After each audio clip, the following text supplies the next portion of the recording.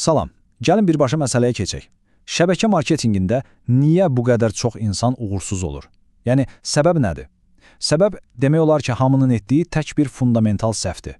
Və əgər siz bu işə başlamağı düşünürsünüzsə və ya bəlkə də artıq başlamısınızsa, bu səhvin nə olduğunu bilmək sizin üçün həqiqətən də həyati əhəmiyyət daşıyır.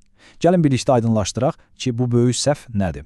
Bəs insanları uğurdan uzaqlaşdıran o tək, o kritik səhv nədir görəsəm? Çoxları düşünür ki, bu yəqin satış texnikası ilə bağlıdır ya da düzgün insanları tapa bilməməklə. Amma inanın, cavab sizi təəccübləndirə bilər. Çünki problem heç də texnikada deyil, tamamilə düşüncə tərzindədir. Və budur cavab. Bu işə yanlış gözləntilərlə başlamaq. Bəli, bütün uğursuzluqların kökündə məhz bu dayanır. Bu sadəcə kiçik bir səhv deyil, əslində sizin bütün yanaşmanızı və sonda alacağınız nəticələri müəyyən edən bir təməldir. Gəlin bunun biraz dərinliyini enək. Yaxşı, gəlin ilk olaraq bu ən böyük səhvin kökünə enək.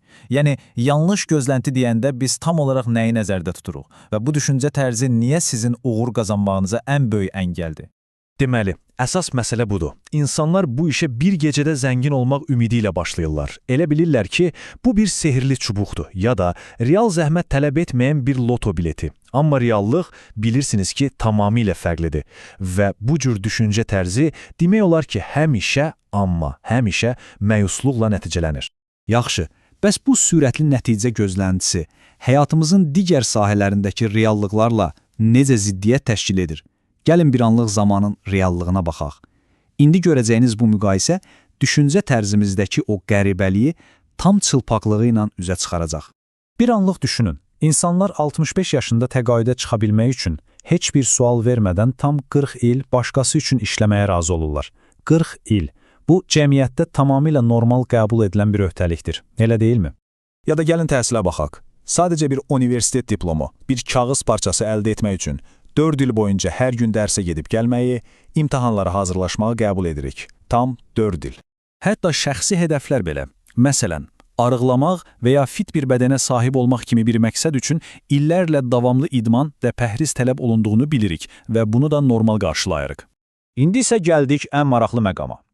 Baxın, insanlar başqalarının xəyalları üçün 40 il, bir diplom üçün 4 il sərf etməyə hazırdılar, amma iş öz xəyallarına çatmağa, öz işlərinin sahibi olmağa gələndə 6 ay belə səbr etmək istəmirlər.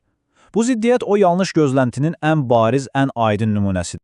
Yaxşı, əgər bu iş sürətli zənginləşmə sxemi deyilsə, bəs onda nədir? Şəbəkə marketinqinin əsl mahiyyəti bir möcüzə deyil. O tamamilə fərqli və çox sadə bir prinsipə əsaslanır. Ədalətli ticarət.